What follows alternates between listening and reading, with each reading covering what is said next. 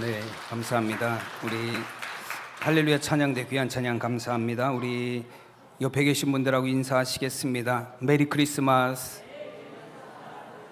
네, 기쁜 성탄입니다. 네. 네, 오늘은 저희가 이제 대림절 네 번째 주일 예배로 드립니다. 이제 내일이면 예수님이 이 땅에 오신 성탄절 예배를 드립니다. 그 소설가 이회수 선생님은 뭐 이런 짤막한 글을 남겼더라고요. 예수님이 다시 오셔도 대한민국에는 오지 않는 것이 좋겠다라는 글을 남겼습니다. 왜냐하면 한국에는 생일빵이 있기 때문에 네, 예수님 다시 오시면 2023대 맞아야 된다고 누군가 그런 이회수 선생님이 그런 글을 올린 걸 본 적이 있습니다. 여러분, 예수님은 우리를 위해서 맞으실 뿐 아니라 그 몸을 또 그 목숨을 대속물로 십자가에 내어주시기 위해서 오셨습니다. 예수님이 죽으심으로 우리가 생명을 얻었고 예수님이 피를 흘리심으로 우리의 죄가 사함을 받았습니다. 여러분, 예수님의 오심을 기다리는 이 대림절기에 여러분 우리의 참된 구원의 소망이 여러분 더욱더 회복되는 귀한 절기가 되시기를 바랍니다. 우리가 오늘은 로마서 8장 18절에서 25절까지 말씀을 함께 봉독했습니다. 말씀의 제목은 기다림 보지 못하는 것을 바라다입니다. 우리 다 함께 제목을 따라 하시겠습니다. 기다림 보지 못하는 것을 바라다. 아멘. 여러분, 윌리엄 말스톤이라는 심리학자는 여러분 이런 설문조사를 한 적이 있어요. 설문조사의 내용이 뭐였냐면 사람이 무엇으로 사는가라는 설문조사의 내용이었습니다. 3,000명을 대상으로 설문조사를 했대요. 근데 3,000명을 대상으로 조사한 결과 한 94%의 사람들이 뭐라고 응답을 했냐면 사람은 기다리며 산다라고 그렇게 얘기했다고 합니다. 여러분, 우리의 삶은, 우리 인생은 어찌 보면 평생을 기다리면서 사는 삶이에요. 저도 어릴 때 보면 아빠를 기다리고 친구들을 기다리고 그런 삶을 살죠. 드라마 같은 데도 아이들이 아빠가 들어오기만을 집에서 계속 기다리잖아요. 근데 정작 아빠가 들어오면 아빠를 보는 게 아니라 뭘 보죠? 아빠의 손에 뭐가 들렸는지를 바라봐요. 치킨을 사왔는지 호떡을 사왔는지. 그럼 아빠를 기다리는 삶을 어릴 땐 삽니다. 그리고 우리가 성장해서는 또 여러 가지 다른 기다림들이 있어요. 회사를 다니시는 분들은 승진을 기다리고, 이제 대입을 준비하는 학생들은 합격을 기다리고, 또 이제 결혼해야 될 사람들은 좋은 배우자를 기다리고. 그럼 우리의 삶은 일평생 어찌 보면 기다림 안에서 살아갑니다. 여러분, 우리가 기다리는 삶을 산다라는 건 무엇을 의미하냐면 우리의 삶에 소망이 있다라는 걸 의미해요. 여러분, 기다리는 삶을 산다라는 건 우리의 삶에 의미가 있다라는 걸 의미합니다. 여러분, 지금 고난이 있다 할지라도, 지금 비록 넘어졌다 할지라도 우리가 그 삶을 다시 일어서서 살아갈 수 있는 힘은 어디로부터 오냐면 그 기대와 소망으로부터 오는 거예요. 지금은 넘어져 있지만 내가 다시 회복할 수 있는 소망이 있을 때, 그 소망을 기다리는 삶을 살 때 우리 삶에 참된 의미가 회복이 되는 것입니다. 여러분, 어느 목사님의 설교집을 제가 잠깐 보는데요, 그 설교집의 내용 중에 이런 이야기가 실려 있었습니다. 한 가장이 실직을 당했어요. 직장에서 해고당했죠. 해고당하고 나서 이제 미래에 대한 걱정이 많이 있었어요. 어떻게 살아야 되는지, 우리 자녀들은 어떻게 키워야 되는지, 앞으로는 어떤 직장을 가져야 되는지, 어떻게 직장을 구해야 되는지, 그런 여러 가지 걱정으로 인해서 어깨를 축 늘어뜨린 채 무거운 발걸음으로 집에 갔습니다. 현관문을 열고 집에 들어갔더니 아들이 보여요. 근데 아들이 뭘 하고 있냐면 열심히 컴퓨터에 앉아서 게임을 하고 있어요. 평소 같으면 이 아버지가 아들을 향해서 잔소리를 했을 텐데, 공부는 안 하고 웬 게임만 하고 있냐라고 잔소리를 했을 텐데, 그날은 잔소리할 의욕조차 없었대요. 그저 게임하고 있는 그 아들을 그냥 쳐다만 보고 있었어요. 그렇게 아들이 게임하는 걸 옆에서 구경하고 있었는데, 이제 아들이 게임할 때 모습을 보니까 조금 이상해요. 아버지가 자세히 보니까 게임을 하면서 자꾸 아들이 뭐라 그러나요? 실패한다고 그러나요? 죽어요. 게임을 하는데. 그리고 게임 화면에 뭐라고 뜨냐면 fail이라고 커다랗게 떠요. 글씨가 계속해서. 근데 아들은 이 fail이라는 글씨가 화면에 떠도 계속 더 좋아하는 거예요. 근데 아버지가 우리 아들이 영어를 몰라서 fail이 무슨 뜻인지 잘 모르나 보다. 그래서 아들한테 물어요. 너 fail이 무슨 뜻인지 모르니? 그랬더니 실패라는 뜻이잖아요, 아빠. 근데 야, 실패라는 거 알면서도 너 그렇게 실패하는데 뭐가 그렇게 좋다고 실실거리냐고 그랬더니 아빠, 실패는 끝났다라는 게 아니라 한 판 더 하라는 얘기잖아요. 그냥 게임이 실패했으니까 다시 새로 한 판을 시작하면 되고 처음부터 시작할 수 있으니까 얼마나 즐거운 일 아니에요? 하면서 아들이 오히려 좋아하더라는 거예요. 여러분, 그 아들을 보면서 그 아빠가 그런 생각을, 새 힘을 얻었대요. 나는 실패했다라고 생각을 했는데 직장을 잃었고 회사에서 해고당했고 내 삶이 여기까지 온 나의 삶이 실패했다라고 생각을 했는데 내 아들을 보니까 실패가 아니다라는 거예요. 이건 실패가 아니고 끝이 아니고 내 삶이 여기서부터 다시 시작된다라는 걸 의미한다라고 깨달았다라는 거예요. 여러분, 우리가 세상에서 여러 가지 고난을 당하고 실패하면 끝이다라고 생각을 합니다. 여러분, 그러나 고난이나 실패는 우리가 삶을 살게 되면서 겪어나가는 과정이지, 여러분, 결코 그 고난과 실패가 우리의 삶은 끝이 아니다라는 거예요. 여러분, 세상에 고난 없는 삶이 어디 있습니까? 실패 한번 해보지 않은 인생이 어디에 있습니까? 여러분, 누구나 다 실패를 경험하고 고난을 경험해요. 여러분, 저는 목회를 올해로 이제 딱 만 20년을 했어요. 목회 시작한 게 이제 뭐 전도사, 교육전도사나 그런 목회는 빼놓고 진짜로 목회를 한 건 만 20년을 했습니다. 여러분들이 보시기엔 제가 목회를 성공적으로 잘 해왔을 것 같으세요? 저도 목회 과정에서 굉장히 어려운 일들이 많이 있었어요. 실패라고까지 하긴 그렇지만 저희 뭐 많은 분들이 모르시겠지만 제가 신학교를 2번 입학을 했어요. 2번 입학을 했습니다. 한 번 입학했다가 학교에 적응을 하지 못했어요. 뭐 저 같은 학생들이 꽤 많이 있어요. 학교에 적응을 하지 못하고 결국에는 학교를 한번 자퇴를 했어요. 나는 도무지 신학을 못 하겠습니다. 자퇴를 하고 그리고 나서 몇 년 있다가 그리고 다시 신학교를 또 들어간 거예요. 25살이 돼서 또다시 신학교에, 20살이 돼서 들어갔다가 실패하고 25이 돼서 신학교를 다시 들어갔어요. 그래서 그때 또 다시 공부를 해서 29에 졸업을 하고 목회를 나가서 이제 그 이후로 목회를 이제 쭉 하고 있는 거죠. 여러분, 누구의 인생에나 여러분, 성공적인 삶을 살아가는 것 같은 사람의 삶을 보아도 분명히 고난을 당했던 적이 있고 실패를 한 경험을 누구나 다 가지고 있어요. 여러분, 그래서 욥기서에서 보면 욥은 굉장한 고난을 당한 사람이잖아요. 고난의 대표 명사가 성경에 나오는 인물 중에 누구냐면 욥이라는 사람이에요. 욥기서 5장 7절에 보면 뭐라고 말씀하냐면 사람은 고생으로 하여 났으니 불꽃이 위로 날아가는 것 같으니라 말씀합니다. 여러분, 사람의 인생에는 고난이 가득하다라는 거예요. 마치 사람이 고난을 위해서 태어난 것 같다라는 거예요. 불꽃이 위로 오르는 것 같다라고. 여러분, 불꽃은 어디로 오르죠? 위로 날아가죠. 땅바닥으로 꺼지는 불꽃은 없어요. 불을 붙여놓은 불꽃은 다 위로 올라갑니다.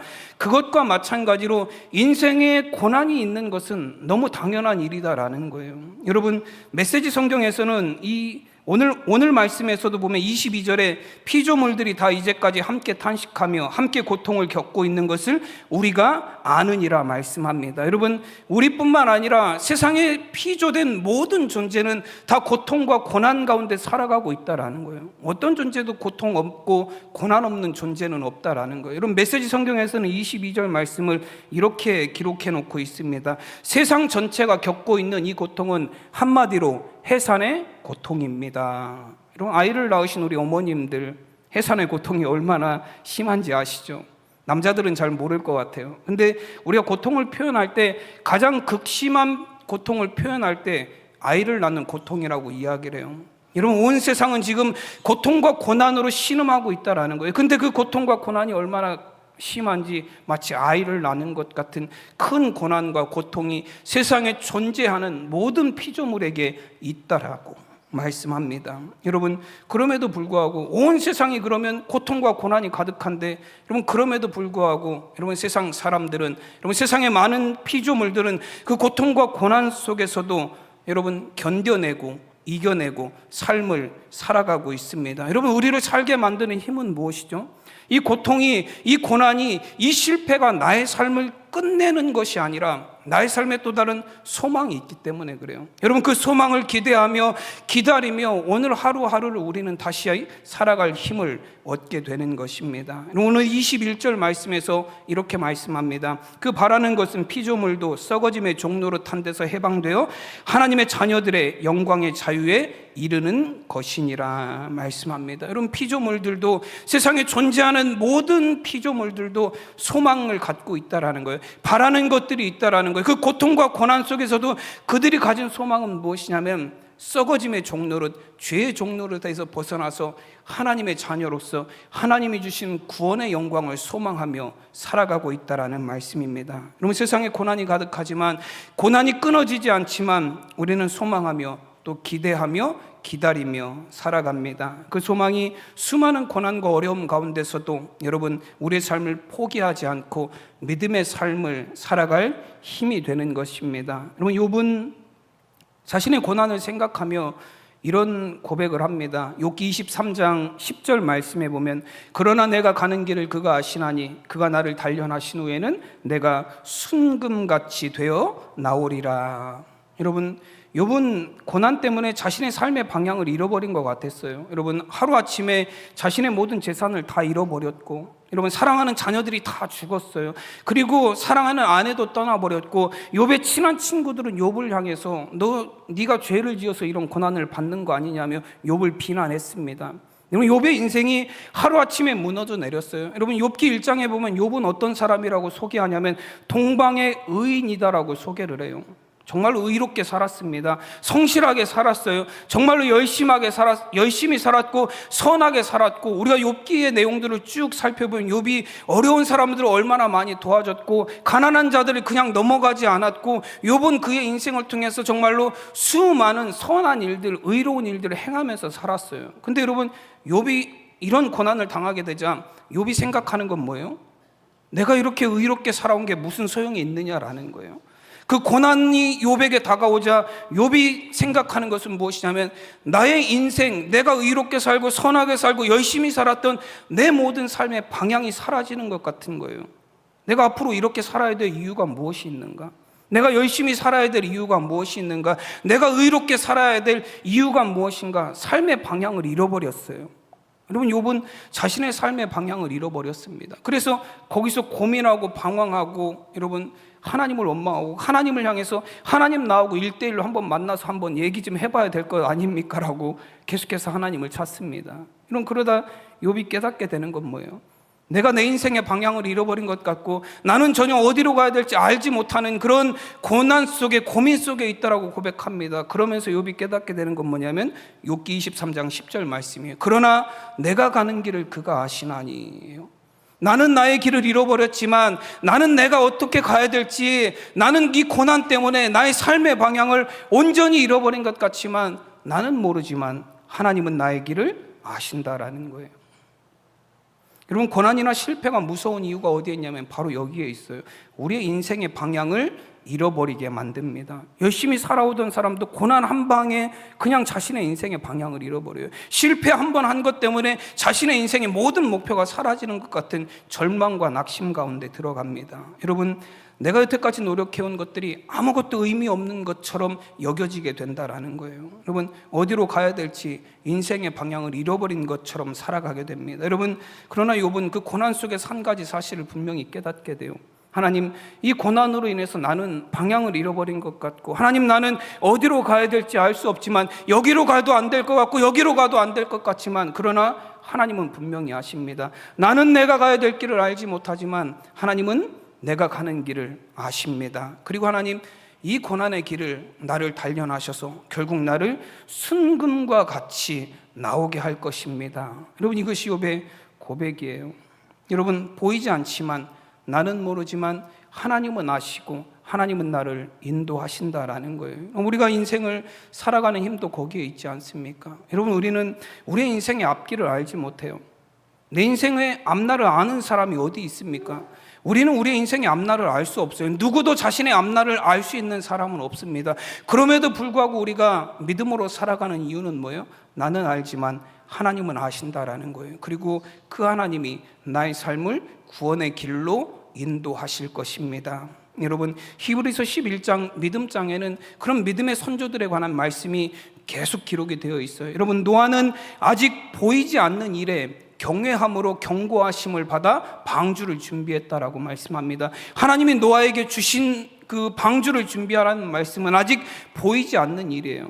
근데 여러분, 노아는 믿음으로 하나님의 말씀을 받아서 방주를 지었습니다. 여러분, 아브라함이 갈대아 우르를 떠나서 가나안 땅으로 갈 때 75세의 고향 땅을 떠날 때 여러분, 아브라함은 갈 바를 알지 못하고 갔어요. 믿음으로 아브라함은 부르심을 받았을 때에 순종하여 장래 유업으로 받을 땅에 나아갈 때에 갈 바를 알지 못하고 나아갔으며 라고 말씀합니다. 가라고는 하셨는데 그 땅이 어떤지 나는 알지 못한다라는 거예요. 그저 하나님이 가라고 하시니 말씀에 순종해서 그 길을 갔습니다. 나는 알지 못하지만 누구는 아신다는 거예요? 하나님은 아신다라는 거예요. 여러분, 이삭은 장차 있을 일에 대하여 야곱과 에서를 축복하였습니다. 모세는 보이지 않는 자를 보는 것 같이 하여 참았다라고 말씀합니다. 여러분, 우리는 믿음을 너무 어렵게 생각해요. 하나님 보여주시면 믿겠습니다. 그럼 보여주는데 안 믿을 사람이 어디 있어요? 그건 믿음이 아니죠. 사실이죠. 우리는 하나님이 보이면 믿겠습니다. 여러분, 보이는 걸 믿는 건 믿음이 아니에요. 그건 그냥 우리 눈앞에 나타나 있는 사실일 뿐이에요.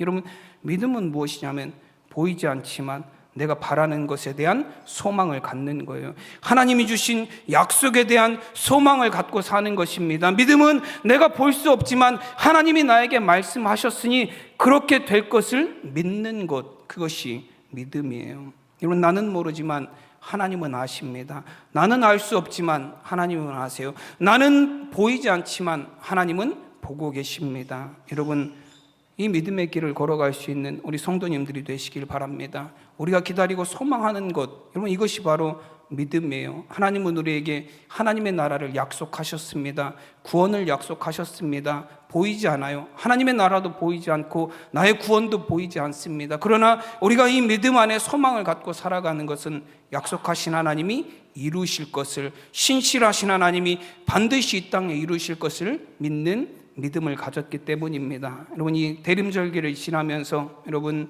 이런 믿음과 소망이 회복이 되는 우리 성도님들이 되시길 간절히 축원합니다. 여러분, 지금 비록 고난 가운데 있을지라도 우리가 이 믿음을 지키면 이 믿음으로 말미암아 하나님이 우리에게 주실 그 구원의 영광은 너무나 크다라는 걸 우리가 알고 있기 때문에 그래요. 그래서 오늘 말씀에서도 보면 18절에서는 고난과 비교할 수 없는 영광이라고 말씀합니다. 생각하건대 현재의 고난은 장차 우리에게 나타날 영광과 비교할 수 없도다라고 말씀합니다. 지금 내가 믿음을 지키기 위해서 당하는 이 고난은 내가 이 믿음을 지킴으로 장차 누리게 될 영광에 비교하면 아무것도 아니다라는 거예요. 여러분, 이 생각하건대라는 단어가 헬라어로 보면 로기조마이라는 단어를 사용했습니다. 그 단어의 설명에 대해 보면 여러 가지 의미들이 있어요. 숙고하다라는 의미도 있고 뒤에 가보면 계산해보다라는 의미를 갖고 있어요. 따져보다라는 의미를 갖고 있어요. 여러분, 잘 생각해보면, 잘 숙고해보면, 계산해보고 따져보면 어떤 결과를 갖게 되냐면 여러분, 지금 이 고난이 내가 장차 받을 구원에 비하면 아무것도 아니다라는 걸 우리는 깨닫게 된다라는 거예요. 여러분, 제가 TV 채널을 돌리다가요, 저는 TV를 오래 못 봐요. 한 채널을 계속해서 돌려요. TV를 가끔 보면 제 아내가 옆에서 뭐라 그래요. 좀 정신 없으니까 하나 좀 보자고 그러는데 저는 뭐 재밌는 게 TV에 별로 없어서 계속 돌려요. 그러다 자연인 나오면 좀 보고, 네, 그러는데요. 어느 TV 채널 돌리다가 낚시하는 사람들이 나왔어요. 근데 요즘에 여러분, 저희 성도님들 중에도 낚시 좋아하시는 분들이 있으시죠? 요즘 뭐가 잘 잡히나요? 잘 모르시네요. 네. 그 채널에 보니까요, 그 감성돔 요즘에 잡는 철이래요. 12월에서 3월까지 감성돔 낚시한다 그래요. 가거도라는 섬에서 사람들이 그 갯바위에서 낚시를 하더라고요. 근데 여러분, 바닷바람이 얼마나 매서운지 아시죠? 바닷바람은 이 육지바람하고 달라요.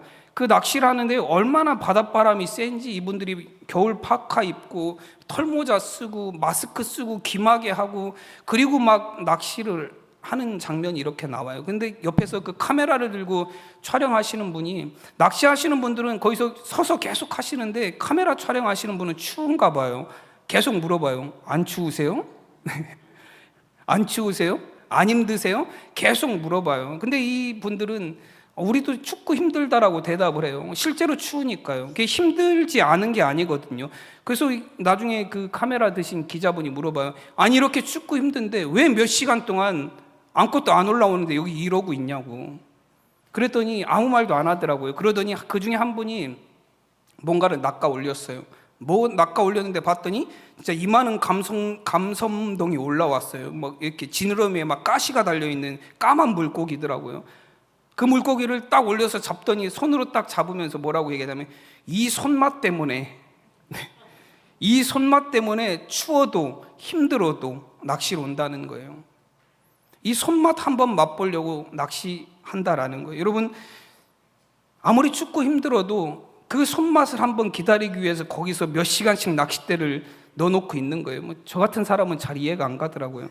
저는 낚시 저도 해보긴 했어요. 근데 저는 손맛이 뭔지를 잘 모르겠어요. 제 친구들하고 이제 쭈꾸미 낚시를 갔는데요. 친구들이 뭐라고 얘기하냐면 쭈꾸미가 이렇게 올라타면 묵직한 느낌이 난대요. 그때 이렇게 쭉 하면 쭈꾸미가 올라온대요. 근데 저는 아무리 담그고 있어도 느낌이 하나도 안 나요. 느낌이 하나도 안 나요. 그냥 이게 쭈꾸미가 올라탔는지 안 탔는지. 그래서 친구가 뭐라고 얘기하냐면 그냥 모르겠으면 그냥 한 번씩 그냥 걷어보래요. 저는 결국엔 제가 기록을 세웠잖아요. 빵말이. 아침에 6시도 안 돼서 배 타고 나가서 오후 한 2시, 3시쯤까지 낚시를 하는데요. 한 마디를 못 잡고 멀미만 하면서 누워 있었어요. 결국에는 몇 시간 낚시를 하는데. 여러분, 저 같은 사람이 보기에는 낚시를 좋아하시는 분들이 그 추운 겨울에 거기서 손맛 보겠다고 몇 시간씩 주저앉아 있는 거 도무지 이해할 수 없어요. 여러분, 그것에 대한 이해, 여러분 그 몇 시간씩 기다리면서도 그 추위에서도 기다릴 수 있는 그런 여러분 힘이 있는 사람들은 어떤 사람들이에요? 그 손맛의 즐거움을 아는 사람들이에요. 그 맛을 본 사람들이 거기에서 몇 시간이고 참고 기다릴 수 있는, 이 고난의 시간을 지나면 내가 드디어 무슨 맛을 보는 거예요? 그 손맛을 한번 볼 수 있는 거예요. 여러분, 고난이나 실패는 어려운 과정은 누구에게나 있어요. 여러분, 그럼에도 불구하고 그 고난을 견디어낼 수 있는 힘은 어디에 있냐면 이 고난이 지난 이후에 나에게 다가올 영광, 나에게 다가올 그 소망을 바라볼 수 있기 때문에 그렇습니다. 여러분, 히브리서 11장 24절에서 25절 말씀해 보면 믿음으로 모세는 장성하여 바로의 공주의 아들이라 칭함받기를 거절하고 도리어 하나님의 백성과 함께 고난받기를 잠시 죄악의 낙을 누리는 것보다 더 좋아하고 라고 말씀합니다. 여러분, 모세는 애굽 왕 바로의 공주의 양자로 들어갔죠. 여러분, 모세는 공주의 아들로 살 수 있었어요. 왕자로 살 수 있었습니다. 이집트 왕자라는 애니메이션이 이 모세에 관한 이야기잖아요. 여러분, 애굽의 왕자로 살 수 있었던 사람이에요. 실제로 이 모세의 양어머니였던 사람이 애굽의 바로의 공주인데 그 공주의 이름이 뭐냐? 핫셉수트예요. 핫셉수트가 나중에 투트모스 2세가 죽은 이후에 이 애굽의 여왕이 됩니다. 그럼 이 모세의 어머니가 나중에 누가 되는 거예요? 애굽의 여왕이 되는 거예요. 여러분, 모세가 그 애굽 왕궁에 계속 살았으면 모세도 나중에 뭐가 될 수 있었을까요? 왕이 될 수 있었을지 몰라요. 모세도 애굽 왕이 될 수 있는 그런 권력에 근접한 자리에 있었던 사람입니다. 근데 여러분, 모세는 공주의 아들이 되는 걸 거절했다라고 이야기합니다. 공주의 아들의 자리를 박차고 나와서 오히려 고난의 자리를 택했다라고 말씀합니다. 우리는 서로 차지하려고 하는 그 자리를 모세는 박차고 나왔어요. 모세가 왕자의 자리를 버리고 고난을 택한 이유가 무엇이라고 말씀합니까? 히브리서 11장 26절에 보면 그리스도를 위하여 받는 수모를 애굽의 모든 보화보다 더 큰 재물로 여겼으니 이는 상 주시는 이를 바라봄이라 말씀합니다. 여러분, 모세는 애굽의 모든 보물보다, 애굽의 모든 보화보다도 그리스도 안에서 주시는 상급이 더 귀하다라고 여겼다라는 거예요. 예수님이 나에게 주실 그 구원이 더 가치 있다라고 여겼다라는 거예요. 그래서 왕자의 자리를 버리고 그리스도를 위하여 받는 고난과 수모의 자리를 택했다라고 말씀합니다. 여러분, 주님이 주시는 상을 바라보았기 때문에 그래요. 여러분, 모세는 세상에서 얻을 부귀와 영화보다, 세상이 주는 모든 귀한 것들보다 주님이 주시는 구원의 은혜가 더 귀한 가치가 있음을 깨달았습니다. 그래서 과감히 왕자의 자리를 버리고 그리스도를 위하여 고난의 자리로 내려왔던 것입니다. 여러분, 요즘 교회들마다 목사님들이 설교의 내용이 점점 교인들에게 복받으라는 내용으로만 바뀌고 있어요. 고난에 관한 설교 잘 안 해요. 교인들이 듣기 싫어하기 때문에 그래요. 천국과 지옥에 관한 얘기 잘 안 하십니다. 왜냐하면 지옥에 간다는 말 듣기 싫기 때문에 그래요. 여러분, 천국과 지옥에 아예 관심이 없는 경우도 많아요. 그냥 현재 내가 살아가는 내 삶에서 중요한 것들만 얘기해 주기를 원해요. 위로받기를 원하고, 잘 된다라고 해주기 원하고, 복받는다고 하기를 원하고, 신앙생활 엉망으로 해도 천국 간다라고, 복받았다라고 얘기해 주기를 원한다라는 거예요. 그래서 여러분, 천국과 지옥에 관한 설교가 교회에서 많이 사라졌어요. 근데 제가 이번 주에 설교를 준비하면서 한 목사님, 감리교에서 굉장히 유명한 부흥사 목사님이에요. 그 목사님이 이제 자신이 봤던 그 지옥에 관한 환상을 보시고 그거에 대한 설교를 하시더라고요. 한 20분 하셨어요. 근데 20분 설교를 시작하면서 처음 말씀하시는 게 뭔 얘기를 하시냐면, 나는 내 인생이 딱 20분밖에 안 남았다면, 나에게 주어진 내 시간이, 내 인생이 딱 20분밖에 살 수 없는 내 20분이 내 인생의 마지막이라면 나는 이 설교를 하겠다라고 얘기하고 시작하셨어요. 천국과 지옥에 대해서 설교하시겠다고. 내 인생의 마지막 20분에 나는 천국과 지옥에 대해서 사람들에게 전하겠다라고 말씀하셨습니다. 여러분, 우리의 신앙생활은, 여러분, 우리가 기대하고 소망하는 건 현재 세상에서 우리가 부자가 되고 잘 되고 성공하는 것이 아니에요. 여러분, 그리스도인의 기대와 소망은 천국에 집중이 되어 있습니다. 하나님 나라를 바라보고 소망하는 삶이에요. 요즘에 그 청년들에게 교회를 왜 다니냐라고 설문조사를 한 내용을 본 적이 있어요. 근데 청년들이 교회를 왜 다닌다고 대답을 했을까요? 1등이 뭐냐면 마음의 평안을 위해서예요. 그래서 설문조사, 그 청년들을 대상으로 또 설문조사를 했더니 마음의 평안을 위해서 그 청년들이 교회만 다니는 게 아니에요. 템플스테이도 간대요. 템플스테이가 뭔지 아시죠? 절에 가서 며칠씩 명상하는 거예요. 머물면서 거기 가서 이제 뭐 108배도 하고 좀 목탁도 두드리고 하면서, 마음의 평안을 얻을 수 있으면 굳이 교회가 아니어도 괜찮다라는 거예요. 제가 TV에 나온 어떤 분도 보니까 그 불경을 집에서 커다랗게 틀어놓고 계세요. 금강경이래요. 그게 여러분 들어보신 적 있으신가요? 금강경을 집안에다가 커다랗게 틀어놓고 계신데, 그래서 그 기자가 물었어요. 불교 신자시냐고 그랬더니 나는 천주교인이에요 그러더라고요. 그분이. 천주교인이 왜 불경을 들으시냐 그랬더니 마음이 편안해지잖아요. 그렇게 얘기하시더라고요. 여러분, 예수 믿는 이유가, 우리가 교회 다니는 이유가, 예수님을 믿는 이유가 구원하고 전혀 상관없어요. 그냥 마음의 평안을 위해서, 내가 마음이 편안해지기 위해서, 세상에서 잘 살기 위해서. 여러분, 예수님이 이 땅에 오신 사건이 우리의 마음의 평안을 위해서가 아니에요. 예수님은 우리를 죄에서 구원하시기 위해서 오셨습니다. 여러분, 예수님은 우리를 죄와 사망에서 구원하셔서 천국에 들어가게 하시려고 예수님은 이 땅에 오셨어요. 여러분, 우리 안에 이런 참된 소망이 회복이 되기를 간절히 축원합니다. 여러분, 좋은 대학 가고, 자녀들 좋은 직장 들어가고, 돈 잘 벌고, 뭐 연봉 몇 억 되고, 그런 게 우리의 소망이 아니에요. 우리의 참 소망은 무엇이냐면 예수 그리스도를 믿음으로 여러분 죄 사함 받아 천국에 들어가는 것. 여러분, 이것이 그리스도인의 참된 소망입니다. 여러분, 모세가 편안한 삶을 살고자 했으면 뭐하러 애굽에서 나갔을까요? 그냥 왕궁에 사는 게 제일 편하죠. 근데 여러분, 모세는 왕궁의 자리를 박차고 나갔어요. 여러분, 모세는 왕자의 자리가 아니라 천국의 시민으로 살기를 원했기 때문에 그렇습니다. 여러분, 이 대림절기를 지난 우리가 소망하는 것도 무엇입니까? 세상의 왕자로 사는 것이 우리의 소망이 아니에요. 하나님 나라의 백성으로 사는 것이 우리의 소망인 줄로 믿습니다. 여러분, 우리는 하나님의 나라, 보이지 않는 것, 우리가 볼 수 없는 것을 기다리는 삶을 살아갑니다. 오늘 24절에서 25절 말씀해 보면 우리가 소망으로 구원을 얻었음에 보이는 소망이 소망이 아니니 보이는 것을 누가 바라리요? 만일 우리가 보지 못하는 것을 바라면 참음으로 기다릴지니라. 아멘. 여러분, 우리가 바라고 소망하는 하나님의 나라는 보이지 않습니다. 그래서 우리에게 필요한 것이 무엇이냐면 인내예요. 참음이 필요합니다. 여러분, 하나님의 나라가 이 땅에 임할 때까지, 여러분 정말 하나님의 구원이 온전히 우리 안에 완성이 될 때까지 소망하며 믿음으로 사는 우리 성도님들이 되시기를 바랍니다. 여러분, 세상에 중요한 것들은 눈에 보이지 않는 경우가 많아요. 여러분, 세상에 중요한 게 뭐가 있죠? 돈보다 재물보다 더 중요한 것들이 많잖아요. 근데 눈에 보이지 않는 것들이 많아요. 여러분, 고린도전서 13장 13절에 보면 그런즉 믿음, 소망, 사랑 이 세 가지는 항상 있을 것인데 그 중에 제일은 사랑이라 말씀합니다. 여러분, 믿음, 소망, 사랑 이 세 가지는 항상 있다라고 말씀하세요. 항상 존재한다라는 거예요. 여러분, 근데 보이시나요? 여러분, 제 안에 사랑이 있는데 보이시나요? 안 보이잖아요. 사랑이라는 귀한 가치는 눈에 보이지 않아요. 여러분, 그래서 아내들은 항상 남편에게 뭐라고 얘기하죠? 사랑을 보여줘.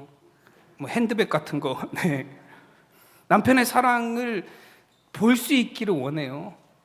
이거 보여주는 것들이 어떤 증거들로 나타나기는 합니다.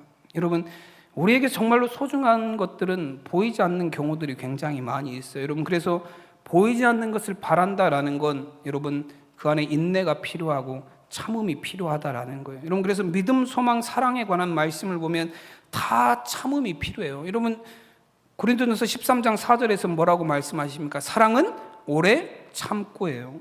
사랑은 참는 거예요. 여러분, 믿음에 관한 말씀도 요한계시록 14장 12절에 보면 성도들의 인내가 여기 있나니 그들은 하나님의 계명과 예수에 대한 믿음을 지키는 자니라. 여러분, 성도들에게는 믿음을 지키기 위해서 인내가 필요하다라는 거예요. 여러분, 소망에 관한 말씀도 마찬가지죠. 로마서 5장 4절에 보면 인내는 연단은 소망을 이루는 줄 알미니라. 아멘. 여러분, 믿음, 소망, 사랑이 보이지 않지만 세상에 존재하는 것처럼 여러분, 하나님의 나라는 이 땅에 보이지 않지만 분명히 존재하고 하나님이 우리에게 주신 약속입니다. 여러분, 이 하나님의 나라를 소망하며 살아가는 우리 성도님들의 삶이 여러분 정말로 믿음을 지킴으로 여러분 세상의 고난과 여러 가지 실패 가운데서도 여러분 우리가 인내하고 참음으로 여러분 하나님의 나라가 우리 삶 가운데 임하는 여러분 천국에 들어가는 그날까지 여러분 소망을 지키며 살아가는, 기대하며 살아가는 우리 성도님들 되시기를 간절히 축원합니다. 기도하겠습니다. 하나님의 은혜와 사랑을 감사드립니다. 하나님, 정말로 보이지 않지만 하나님이 살아계심을 우리는 믿습니다. 보이지 않지만 하나님의 나라가 이 땅에 임할 것임을 우리는 믿습니다. 보이지 않지만 하나님의 그 사랑으로 우리가 구원받았음을 믿습니다. 하나님, 보지 못하는 것을 바라는 우리 안에 참된 믿음이 있게 하여 주시고 인내로서 그 믿음을 지키며 소망하며 살아가는 우리 성도들의 삶이 되게 하여 주시옵소서. 감사하며 우리 주 예수 그리스도의 이름으로 기도드리옵나이다. 아멘.